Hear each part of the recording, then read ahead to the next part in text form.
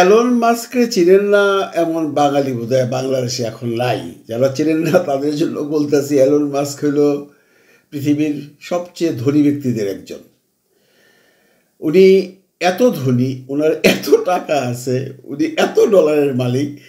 উনি যদি ডেইলি 5 লাখ টাকা না, 10 লাখ টাকা না, 50 লাখ টাকা করে খরচ করে ডেইলি, প্রতিদিন যদি 50 লক্ষ টাকা করে বা 1 কোটি টাকা করে খরচ করে, তাহলে 50 বছরেও তার যে টাকা আছে এটা শেষ হবে না। ওর পূজাদের কত টাকার মালিক, মিলিয়ন ট্রিলিয়ন আমার বললাম না, কারণ অনেকে মিলিয়ন ট্রিলিয়ন বুঝেন না, এত টাকার মালিক। তাই এলন মাস্ক এখন আরেকভাবে পরিচিত, আপনারা জানেন, ডোনাল্ড ট্রাম্পের অ্যাডভাইজার, বিজনেস যে একটা ডিপার্টমেন্ট আছে সেটা অ্যাডভাইজার, অনেক কিছুই করতেছেন। এই এলন মাস্ক বাংলাদেশে ব্যবসা করবেন স্টারলিংক দিয়া। স্টারলিংক সম্পর্কে একটা ভিডিও করছি, আপনারা যারা দেখেন নাই দেখে নিয়েন। স্টারলিংকটা কি, সেই স্টারলিংকের ব্যবসা এলন মাস্ক বাংলাদেশে স্টার্ট করছে। খুব সম্ভব আগামী মাসে এলন মাস্ক বাংলাদেশে আসছে। এত বড় একজন লোক, উনি সারা পৃথিবী রেখে বাংলাদেশে কেন আসলো? বাংলাদেশ তো ছোট্ট একটা দেশ এবং ধনীও আমরা না। উনি আসতেছে ডক্টর ইউনূসের জন্য, কারণ রতনে রতন চিনে, আর উনি ইউনূসকে চিনে। এই ডক্টর ইউনূসের সাথে এলন মাস্কের পরিচয় কিন্তু আজকের না। আপনারা ভাবতে পারেন এবং বলতে পারেন, ভাই এলন মাস্ক তো ট্রাম্পের লোক, আর ডক্টর ইউনূসের সাথে তো এলন মাস্কের সম্পর্ক থাকার কথা না, কারণ ট্রাম্পের সাথে ডক্টর ইউনূসের সম্পর্ক ভালো না। ডক্টর ইউনূস হলো ডেমোক্রেট ঘরানার লোক। ভাইরে, ব্যবসায়ীর কাছে কোনো দলবল নাই।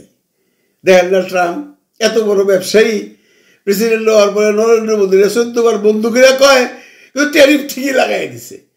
সে ব্যবসা চায়, ট্রাম্পও যেমন ব্যবসা চায়, এই এলন মাস্কও এরকম ব্যবসা চায়, কারণ সে ব্যবসায়ী। সে স্টারলিংক যদি বাংলাদেশে আনতে পারে, অবভিয়াসলি সে কিছু প্রফিটেবল হবেন। তাহলে এই যে এই এলন মাস্ক এখানে আসতেছে, ব্যবসার জন্য আসতেছে, এবং এইখানে আসার পর আরেকটা ভবিষ্যৎকারী বলে দিই আপনাদেরকে, এলন মাস্ক যখন এখান থেকে যাবে, ট্রাম্পের সাথেও সে এই ব্যবসা নিয়ে কথা বলবে। অলরেডি ব্যবসা তো ট্রাম্প শুরু করে দিছে, কারণ ইউনূস সাহেবও জানে ট্রাম্পের রোগটা কোন দিক দিয়ে যাইতেছে। ঠিকই টোপ ধরছে, তরল গ্যাস আনতেছে। ট্রাম্পের সাথে ইউনূসের সম্পর্ক অচিরেই ভালো হয়ে যাবে, কারণ ট্রাম্প ব্যবসায়ী, এলন মাস্ক ব্যবসায়ী। এই যে এলন মাস্ক এখানে আসতেছে, এরপরে এই ব্যবসাটা যদি আল্লাহর রহমতে হয়ে যায়, আরও কত রকম ব্যবসা যে খুলবে, এবং কত রকম ব্যবসা খুলে যে বাংলাদেশের ফরেন কারেন্সি আর্ন করার ওয়ে বাই করবে, এটা ইউনূস সাহেব মনে মনে একটা ছক বাইতে রাখছে। কারণ বুঝলেন না, উনি একজন অর্থনীতিবিদ, নোবেল তো পাইছে পরে, উনি একজন অর্থনীতিবিদ। অ্যাজ এ অর্থনীতিবিদ এই ডক্টর মোহাম্মদ ইউনূসের সাথে কিন্তু এলন মাস্কের পরিচয় বহু বছর যাবৎ। এই ডক্টর মোহাম্মদ ইউনূস যখন ডেমোক্রেট ঘরানার ছিল, তখন তো এলন মাস্ক আমেরিকাতেই ছিল। সে হয়তো ওইভাবে ওই দলের সাথে ছিল না, কিন্তু এর আগের ইলেকশনে কিন্তু এই এলন মাস্ক ডেমোক্রেটে হেল্প করছে, ফাইন্যান্সিয়ালি হেল্প করছে ডেমোক্রেটে, এই যে লাস্ট গভর্নমেন্টের সময়। তখন তো এলন মাস্কের সাথে এই ইউনূসের একটা সম্পর্ক ছিল। আর সম্পর্কটা হয়েছে বন্ধুরা, যেহেতু উনি একজন অর্থনীতিবিদ এবং এলন মাস্ক ব্যবসায়ী, তাকে অনেক ধরনের অ্যাডভাইস এই ডক্টর মোহাম্মদ ইউনূস দিতেন। তো ওই যে খাতিরটা, সেই খাতিরটা একটু সইলে গেছিল ট্রাম্পের জন্য। কারণ আপনারা জানেন ট্রাম্পের সাথে এই ডক্টর ইউনূসের সাথে সম্পর্কটা এত গভীর না। ট্রাম্পের একটা রাগ ছিল, কিন্তু সেই রাগ চলে যাবে, কারণ মাল দিলে ট্রাম্প খুশি। ট্রাম্প আর কিচ্ছু চায় না, আমেরিকা ফার্স্ট, টাকা দাও ব্যবসা করো, বুঝলেন না? গোল্ডেন ভিসা দিয়ে দিতেছে, যেটা আমেরিকার ইতিহাসে প্রথম। যাক, এই প্রসঙ্গে নাইবা গেলাম। এই এলন মাস্কের সাথে সম্পর্ক হওয়ার পর, বিশেষ করে এই ইউনূস যখন 3.0 ডিক্লেয়ার করলো, 3.0 তো বুঝেন, 3.0 মানে পৃথিবীতে উনি 3.0 দিয়া একটা তত্ত্ব বের করছে যে পৃথিবীতে 3টা সংখ্যা, এই 3টা সংখ্যার মধ্যে 3টা কাজ সে করতে চায় এবং 3টাকে 0তে নামায় আনতে চায়। নাম্বার 1, পৃথিবীতে দারিদ্রতা শূন্যের কোঠায় আনতে চায় ডক্টর ইউনূস। নাম্বার 2, পৃথিবীতে তারুণ্যের বেকারত্ব শূন্যের কোঠায় আনতে চায় ডক্টর ইউনূস। পৃথিবীতে এই যে বায়ু দূষণ, কার্বন ডাইঅক্সাইড নির্গমন, এটাকে 0% আনতে চায় ডক্টর ইউনূস। এটাকে বলা হয় তার 3-0 তত্ত্ব। এই 3-0 তত্ত্বর জন্য আপনারা আজকে আরেকটা কথা শুনে রাখেন, অলরেডি কথা হচ্ছে এবং হইতেও পারে, এটা নাও হইতে পারে, ডক্টর ইউনূস আরেকবার যদি নোবেল পাওয়া যায়, যারা তারা দেখতে পারেন না তারা আর ঘুমাইতে পারবেন না, এই ধরনের কথাও কিন্তু হচ্ছে। তার এই 3-0 তত্ত্ব সারা বিশ্ব গ্রহণ করছে। এইটার মধ্যে এলন মাস্ক সবচেয়ে বেশি পছন্দ করছে। এরপর থেকে ডক্টর ইউনূসের সাথে এলন মাস্কের একটা সম্পর্ক, সেই সম্পর্কে ভাটা পড়ছিল। কি কারণে বলছি, এখন আবার নতুন করে সম্পর্ক হচ্ছে। কারণ একটা কথা মনে রেখেন, জ্ঞানী লোকরা দাম দিতে জানে।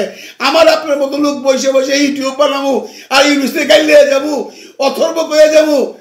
ইউনূস কিছু কয় না, কিছু কইবও না, কারণ ডক্টর ইউনূস জানে সে কি করতেছে।